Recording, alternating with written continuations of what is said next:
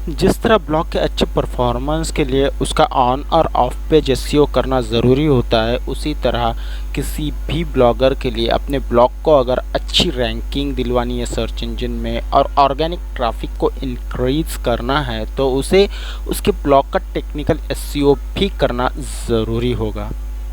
तो आज हम बात करने वाले टेक्निकल एसईओ के। इस वीडियो में हम पूरी डिटेल में बताएंगे कि एक्चुअल में टेक्निकल एसईओ क्या है और उसके 12 टेक्निक्स क्या होते हैं एक परफेक्ट टेक्निकल एसईओ करने के लिए। ठीक है, इन 12 जो टेक्निक्स के बारे में बात करने वाले हैं हम उसको पूरी डिटेल में समझेंगे, जानेंगे और क्या करना होता है टेक्निकल एसईओ में ये भी हम इस वीडियो में जानने वाले हैं। तो इस वीडियो को पूरा देखिएगा, बिल्कुल भी स्किप मत कीजिएगा। और अभी तक आप लोगों ने इस चैनल को सब्सक्राइब नहीं किया है तो क्या कर रहे हो, और नीचे दिया गया लाल बटन दबा दो और सब्सक्राइब कर लो, साथ ही में बेल आइकन दबा देना ताकि आगे भी ऐसे ही वीडियोस आपको देखने को मिलें। ठीक है, तो बिना आपका समय बर्बाद किए चलिए शुरू करते हैं।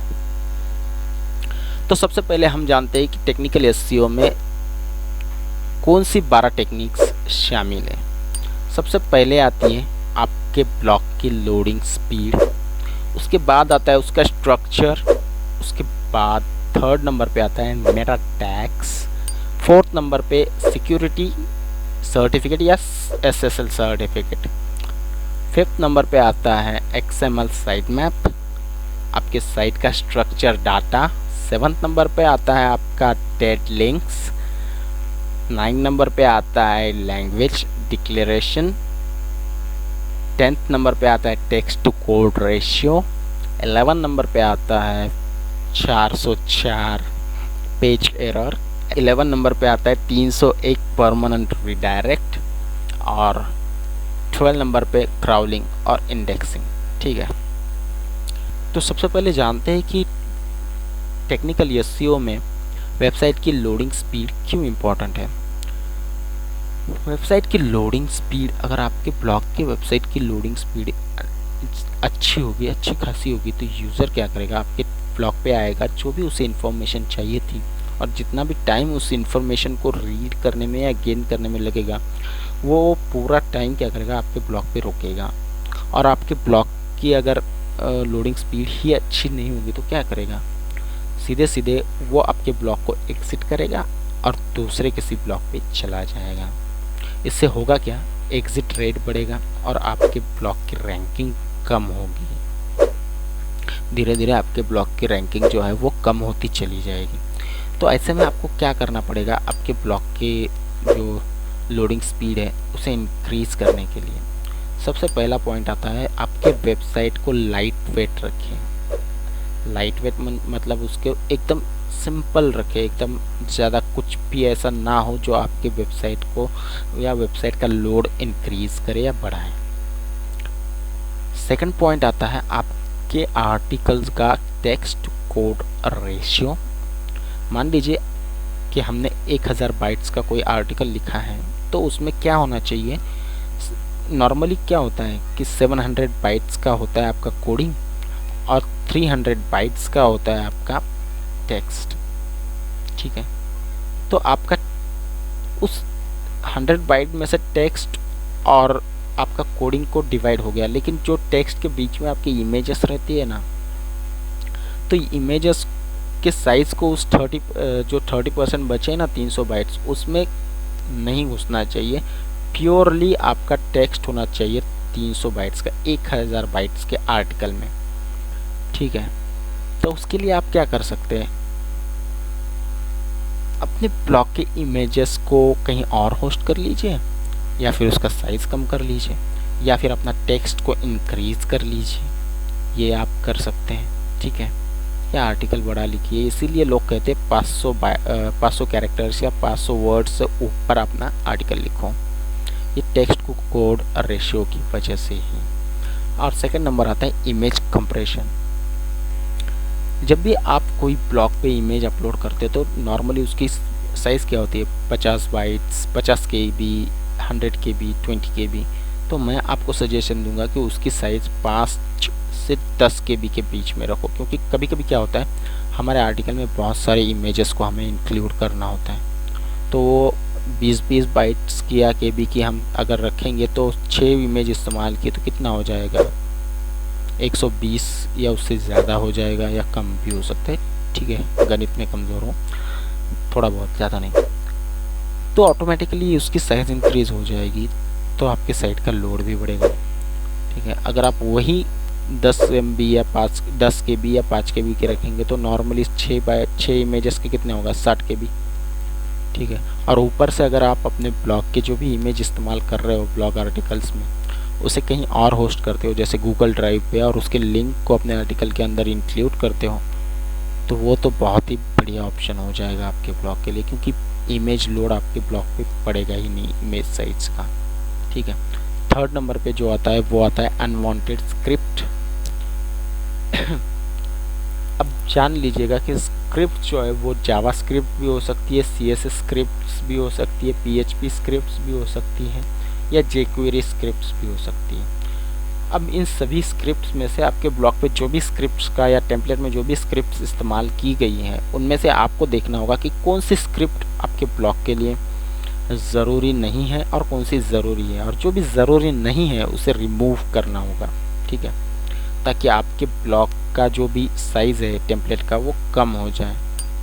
ठीक है, या फिर आप क्या कर सकते हो कि gzip कॉम्प्रेशन टूल का इस्तेमाल कर सकते हो, इन स्क्रिप्ट्स को कॉम्प्रेस करके अपने ब्लॉग में इस्तेमाल कर सकते हो। उससे होगा क्या, आपके साइज़ जो भी आपके स्क्रिप्ट का होगा वो कॉम्प्रेस हो जाएगा, एकदम 2 KB 3 KB या 5 KB के बीच में हो जाएगा, तो आपके साइट का लोड कम होगा और आपकी लोडिंग जो स्पीड है वो इंक्रीज़ होगी।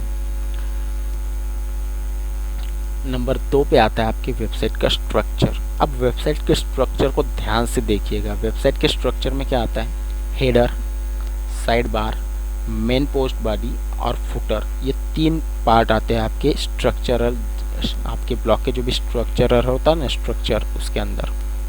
तो हम हेडर में क्या करते हैं, एक प्राइमरी और एक सेकेंडरी मेन्यू बार लगाते हैं, या कोई क्या करता है एक प्राइमरी में ही सेकेंडरी भी ऐड कर देता है ड्रॉप डाउन के ज़रिए। ठीक है, या फिर उसी में एक ब्लॉक कैटेगरी कर देता है और अपना काम चलाता है। ठीक है, लेकिन कोई क्या करता है प्राइमरी और सेकेंडरी भी लगाता है। तो उसी प्राइमरी और सेकेंडरी मेन्यू को आपको ठीक से अरेंज करना होगा, उसके वर्किंग को टेस्ट करना होगा, उसके अंदर जो भी लिंक्स या कैटेगरीज आप ऐड करने वाले हो उसे देखना होगा सही से वर्किंग है या नहीं है। ऊपर से अगर कोई पोस्ट रीड कर रहा है तो वो पोस्ट के बीच में आकर या पोस्ट के टाइटल को या किसी और चीज़ को डिस्टर्ब तो नहीं कर रहा है, ये सब चीज़ें आपको देखनी होती है। ठीक है, उसके बाद क्या आता है साइड बार। साइड बार को आपको क्या करना है, आपके ब्लॉग की इम्पोर्टेंस, जो भी इम्पोर्टेंस है आपके ब्लॉग पे, इम्पोर्टेंट जो भी चीज़ आपको लगती है कि ये होनी ही चाहिए, सिर्फ होनी चाहिए नहीं, होनी ही चाहिए, सिर्फ वही रखिए। उसके अलावा कुछ भी मत रखिए, क्योंकि वो आपके साइट का लोड बढ़ाएगी और आप डिस्टर्ब करेगी यार यूज़र्स को। उसके बाद आता है आपका फुटर। फुटर नॉर्मली फुटर में क्या होता है, अबाउट अस, प्राइमरी पोस्ट या आपकी पॉपुलर पोस्ट, ठीक है, या कैटेगराइज्ड पोस्ट, कैटेगरी वगैरह वगैरह, कॉन्टैक्ट अस, जो भी आप लगाते हो विजेट यार आपके हिसाब से, जो भी आप 3 विजेट लगा सकते हो, 3 या 4 वो आप लगा सकते हो, और कॉपीराइट वगैरह ये सब इन्फॉर्मेशन वहाँ पर होती है। लेकिन कभी कभी क्या होता है, हम फुटर को क्या करते हैं, ग्राफिकली डिज़ाइन करते हैं या इमेजेस का इस्तेमाल करते हैं। ठीक है, तो कभी कभी वो ग्राफिक्स या इमेज क्या करते हैं, जब भी जो आपका ब्लॉग कोई मोबाइल में या ऐसी डिवाइसेस में ओपन करता है तो वो आपके पोस्ट रीडिंग फीड को डिस्टर्ब करते हैं। तो वो उसे डिस्टर्ब ना कर सके इस तरह से आपके फुटर होना चाहिए। किसी भी चीज़ को का मतलब किसी भी चीज़ के बीच में ना है, सही से सिंपल होना चाहिए, ज़्यादा कीचड़ नहीं होना चाहिए, नॉर्मल होना चाहिए। जो भी फुटर में आप रखोगे वो एकदम क्लियर, नीट एंड क्लीन होना चाहिए। ठीक है, अब सबसे महत्वपूर्ण और इम्पोर्टेंट होता है आपके ब्लॉग का पोस्ट, और जो भी बॉडी होती है ना पोस्ट बॉडी, तो पोस्ट रीडिंग फीड। ठीक है, जब भी कोई यूज़र आपके ब्लॉग के किसी आर्टिकल पर क्लिक करता है और उस पर जाता है ना, तब उसके आपके राइट साइड से, लेफ्ट साइड से, ऊपर से, नीचे से कुछ भी आता है ना, वो नहीं आना चाहिए। नॉर्मली लोग क्या करते हैं, सब्सक्रिप्शन विजेट ऐड कर देते हैं, राइट साइड से बेल आती है, क्लिक करने के लिए बोलता है, राइट साइड से, नीचे से, ठीक है। या फिर होवर जो भी रहता है ना आपके इसका सोशल आइकॉन्स का जो भी, वो लगा देते हैं पॉपअप वाला। वो क्या करता है, आपके आर्टिकल के बीच में आ जाता है और यूज़र का एक्सपीरियंस ख़राब कर देता है। यूज़र जो है वो ठीक से पढ़ नहीं पाता है, तो यूज़र क्या करता है, आपके ब्लॉग से चला जाता है, दोबारा आपके ब्लॉग की तरफ देखता भी नहीं है। तो पोस्ट रीडिंग फील्ड को आपको हमेशा क्लीन रखना होता है वेबसाइट के स्ट्रक्चर में। और पूरी तरह से अगर कहूँ तो आपकी वेबसाइट का स्ट्रक्चर एकदम नॉर्मल, नीट एंड क्लीन होना चाहिए, जिसका बैकग्राउंड वाइट और टेक्स्ट और कलर ब्लैक हो, ठीक है। उसका नेविगेशन सही से वर्क करे, ठीक है, इंटरनल और एक्सटर्नल नेविगेशन सही से वर्क करे। यही सब होता है आपके वेबसाइट के स्ट्रक्चर में। नंबर 3 पे आता है Meta tags. Meta tags normally किस काम आते हैं ये जानते हैं। सबसे पहले मेटा टैग्स क्या करते हैं, आपके ब्लॉग से जानकारी को लेते हैं और वेबमास्टर टूल्स को प्रदान करते हैं या दे देते हैं। अब वेबमास्टर टूल क्या करता है, उस जानकारी को प्रोसेस करता है, और जब भी कोई यूज़र सर्च इंजन में कोई क्वेरी या कोई भी चीज़ को सर्च करता है, और अगर वो आपके डेटा से, मेटा डेटा से मैच करती है, तो आपके ब्लॉग को सर्च में इंक्लूड किया जाता है, ठीक है। तो बेसिकली आप मेटा डेटा क्या करता है, आपके ब्लॉग को ब्लॉग के डेटा को इसको सर्च कंसोल तक पहुंचाने का काम करता है। उसके बाद का काम वो सर्च कंसोल का होता है, ठीक है। तो इसीलिए हम मेटा टैग्स का इस्तेमाल करते हैं, और बेसिकली इसमें मेन मेटा टैग्स जो भी है वो आपको बता रहा हूँ, ठीक है। उसमें सबसे पहले आता है कैनोनिकल टैग। कैनोनिकल टैग्स इसलिए इस्तेमाल करते हैं क्योंकि आपके वेबसाइट या ब्लॉग पर कोई भी यूआरएल डुप्लीकेशन का एरर ना आए, इसीलिए हम कैनोनिकल टैग का इस्तेमाल करते हैं, ठीक है, ताकि सर्च कंसोल को ये टैग बता सके कि यही वाला ओरिजिनल यूआरएल है इस ब्लॉग पोस्ट का या फिर इस ब्लॉग का। उसके बाद आता है view port. Initial view port आपने देखा होगा इज इक्वल टू 1, ठीक है। आपके ब्लॉग का स्केलिंग, मतलब आपका ब्लॉग अगर मोबाइल में व्यू हो रहा है तो किस तरह से व्यू होगा और उसकी हाइट विड्थ क्या होगी, ठीक है। अगर डेस्कटॉप पे व्यू हो रहा है तो वो किस तरह से व्यू होगा और इनिशियल स्केल क्या होगी उसकी, ये डिसाइड करने का काम व्यू पोर्ट करता है मेटा टैग में। ये सर्च इंजन को या इसको कोई जानकारी नहीं देता है, सिर्फ आपके ब्लॉग के इनिशियल स्केलिंग को एडजस्ट करने के लिए होता है।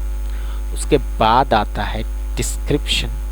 आपके ब्लॉग का जो भी माइनर या शॉर्ट डिस्क्रिप्शन होता है ना, उसको ये टैग क्या करता है, सर्च कंसोल तक पहुंचाता है, इसी के काम ये आता है।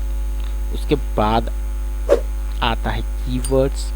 ये टैग क्या करता है, सर्च कंसोल को बताता है कि ये पर्टिकुलर ब्लॉग जो है, ये जो भी आपने टैग डाले हैं उन टैग्स के ऊपर आर्टिकल्स लिखता है या वर्क करता है, ठीक है। उसके बाद आता है टाइटल। टाइटल टैग्स आपकी ब्लॉग की यूनिक आइडेंटिफिकेशन होता है, क्योंकि इंटरनेट पे बहुत सारे ब्लॉग्स अवेलेबल हैं, बहुत सारे ब्लॉग्स अवेलेबल हैं। अगर आपका ब्लॉग का टाइटल ऐसे में किसी ब्लॉग के साथ मैच हो जाएगा तो आपका ब्लॉग उससे अलग होगा ही नहीं ना, सेम हो जाएगा।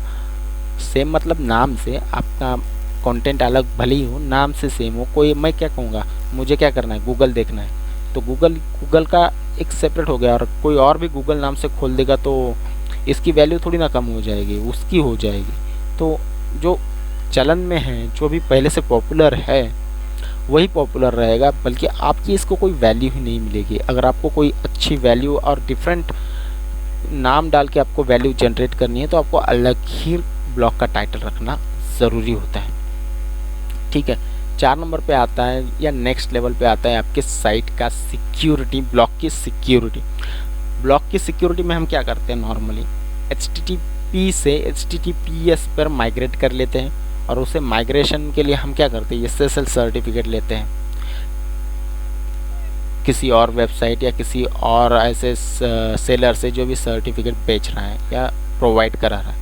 अगर आप ब्लॉगर पे हो तो आपको ज़रूरत नहीं पड़ेगी, आपके ब्लॉगर में ही ऑप्शन मिल जाता है HTTPS रीडायरेक्ट अवेलेबल वाला, वहाँ से आप कर सकते हो। ठीक है, HTTPS रिडायरेक्ट से होता क्या है, आप सर्च इंजन भी, आपका ब्राउज़र भी और यूज़र भी आपके ब्लॉग पे ट्रस्ट कर सकते हैं। लेकिन अगर आपके पास SSL सर्टिफिकेट ना हो तो ना ब्राउज़र आपके ब्लॉग पे ये करेगा, क्या बोलते हैं उसे, ट्रस्ट, और ना ही यूज़र, भले ही सर्च इंजन कर ले। सर्च इंजन भी ज़्यादातर नहीं करता है, लेकिन ब्राउज़र भी नहीं करता है और ना ही यूज़र करता है। क्योंकि जब भी आपके ब्लॉग को खोलेगा कोई भी या वेबसाइट को, तो ऊपर लिखा आएगा दिस वेबसाइट या दिस ब्लॉग इज़ हार्मफुल, और उसके बाद एडवांस में प्रोसीड वाला ऑप्शन दे देगा। अगर आपके रिस्क पे जाना है तो जाओ। ठीक है, अगर ऐसा नहीं आता है तो डायरेक्टली ब्लॉग ओपन होने के बाद ऊपर के साइड में जो लॉक नज़र आता है ना सर्च बार में, तो वहाँ पे दिखाई देगा आपको रिस्क लेवल या रिस्क का उसी तरह से। ठीक है, तो ऐसे में आपके ब्लॉग कम ही चांसेस होते हैं कि आपके ब्लॉग पे ट्रैफिक इंक्रीज़ हो या कुछ ऐसा हो। ये डिपेंड करता है आपके टॉपिक कौन सा है, आप क्या सेल कर रहे हो और क्या जानकारी दे रहे हो उसके ऊपर। सॉन्ग या मूवी डाउनलोड्स के इस पे होती ही है ट्रैफिक वगैरह, वो तो अलग बात है। ठीक है, XML साइट मैप की बात कर लेते हैं। ये आपके ब्लॉग, वेबसाइट, पेजेस जो भी है उसके अंदर जितनी भी लिंक्स अवेलेबल है, पोस्ट की हुई पेजेस की, आर्टिकल्स की, जितनी भी लिंक्स हैं उन सभी का टेक्निकल डेटाबेस होता है, जिसे आपको अपने वेबमास्टर टूल में सबमिट करना होता है। इसे आप सबमिट करके उसे बताते हैं वेबमास्टर टूल्स को कि टोटल नंबर ऑफ ये सम जितने भी 10, 20, 30 आर्टिकल्स या पेजेस या लिंक्स हमारे ब्लॉग पे अवेलेबल है, इसे आप अपने डेटाबेस में इंक्लूड कर लो। ठीक है, उसके बाद आता है स्ट्रक्चर डेटा। स्ट्रक्चर डेटा में आपने देखा होगा, गूगल पे कुछ भी सर्च करते हो तो वहाँ पे Q&A डायरेक्टली ऊपर ही आ जाता है। कोई भी आपने सवाल सर्च किया तो डायरेक्ट ऊपर ही आ जाता है। फिर कोई प्रोडक्ट सर्च किया तो प्रोडक्ट ऊपर ही आ जाते हैं। ठीक है, कोई आर्टिकल्स के बारे में देखना चाहते हो तो साइड में, या किसी ऐसे विकिपीडिया के, ऐसे बहुत सारे अमेज़ॉन के ऐसे कार्ड ऊपर ही आ जाते हैं। ठीक है, तो वो क्यों आते हैं, वो इसी वजह से आता है, स्ट्रक्चर डेटा की वजह से। इसके लिए क्या इस्तेमाल में लाते हैं लोग, इसके लिए लाते हैं स्कीमा मार्कअप लैंग्वेज। ठीक है, स्कीमा कोडिंग या स्कीमा स्ट्रक्चर डेटा को इस्तेमाल में लाते हैं अपने ब्लॉग में, जिससे कि उसका Q&A या डायरेक्ट फीचर्ड स्निपेट में आपका ब्लॉग का कोई आर्टिकल, प्रोडक्ट नज़र आए।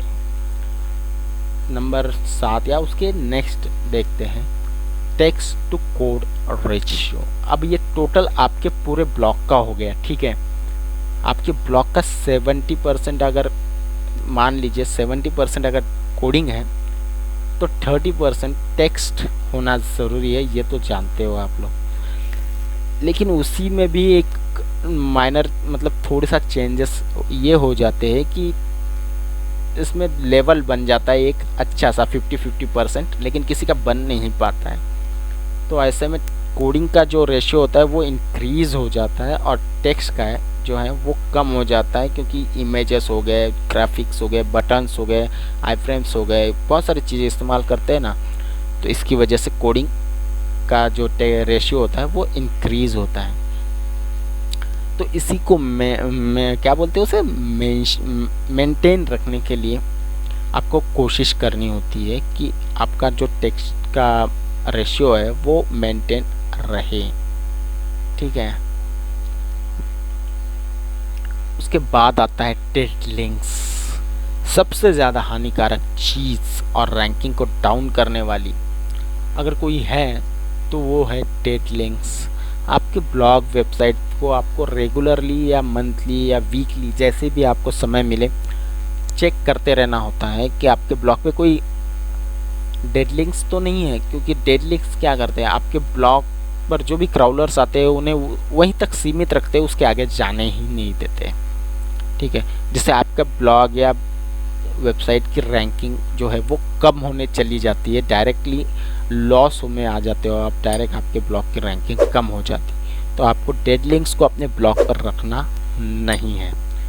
उसके बाद आता है लैंग्वेज डिक्लेरेशन। कोई भी ब्लॉग हो, आप हिंदी में लिखो, तमिल में लिखो, उर्दू में लिखो, किसी भी भाषा में लिखो, आपको क्या ज़रूरत होता है, इंग्लिश भी आती, तो आपके ब्लॉग की जो मेन लैंग्वेज है उसे डिक्लेयर करना ज़रूरी होता है। और वो लैंग्वेज डिक्लेरेशन के लिए क्या होता है, आपको एक कोड इस्तेमाल करना होता है जिसे हम href lang कहते हैं, ठीक है, या फिर आप XML lang इस तरह से भी लिख सकते हो। ये क्या करता है, वेबमास्टर टूल्स को, सर्च इंजन्स को आपके आर्टिकल्स के बाय डिफ़ॉल्ट लैंग्वेज, आपके ब्लॉग के बाय डिफ़ॉल्ट लैंग्वेज के बारे में जानकारी देता है, जो कि बहुत ज़रूरी होता है। अगर सर्च इंजन को ये पता ही नहीं होगा कि आपके ब्लॉग की लैंग्वेज कौन सी है, तो जहाँ आपके ब्लॉग का रिज़ल्ट में नहीं आना चाहिए वहाँ भी रिज़ल्ट में आ जाएगा, ठीक है। और कोई भी क्लिक करके अगर आता है तो फिर वो एग्जिट रेट बढ़ेगा और आपकी रैंकिंग कम होगी। इसीलिए जहाँ ज़रूरत हो वहीं पर आपका ब्लॉग जो है शो होना ज़रूरी है, इसीलिए लैंग्वेज डिक्लेरेशन करते हैं। उसके बाद आता है 404 पेज एरर, ठीक है। नॉर्मली आपको चेक करते रहना होता है कि कोई पेज आपका एरर तो नहीं दे रहा है, 404 या जो भी पेज नॉट फाउंड वाला, वही एरर्स को आपको क्लियर करते रहना होता है, ठीक है। उसके बाद आता है 301 परमानेंट रिडायरेक्ट। ये अब post to another post to domain, या सॉरी पोस्ट टू डोमेन नहीं होता है, one domain to another domain होता है। क्या होता है, जब भी हमारे ब्लॉग पोस्ट की कोई आर्टिकल या कुछ वर्क नहीं कर रहा था, लिंक वगैरह डेड हो गई होती है, तो हम क्या करते हैं, न्यू आर्टिकल लिखते हैं। तो हम ऐसे में पुराने जो लिंक होती है ना, उसको डिलीट कर देते हैं, उस आर्टिकल को, उस लिंक का हमें कोई ज़रूरत ही नहीं होता है, ठीक है। लेकिन हम ये भूल जाते हैं कि वो लिंक क्या होती है, वेबमास्टर में या सर्च इंजन में इंडेक्स हो चुकी होती है और उसकी अच्छी खासी रैंकिंग होती है। और हम अगर उसे डिलीट कर देते हैं या हटा देते हैं तो वो नेगेटिव इफेक्ट डालती है हमारे ब्लॉग पे, रैंकिंग कम कर देती है सीधे, ठीक है। वहाँ पे आने वाले यूज़र्स पहुँच नहीं पाते, तो direct page not found error आ जाता है 404। तो ये तो हमारे ब्लॉग के लिए हानिकारक हो जाता है, रैंकिंग कम कर देगा।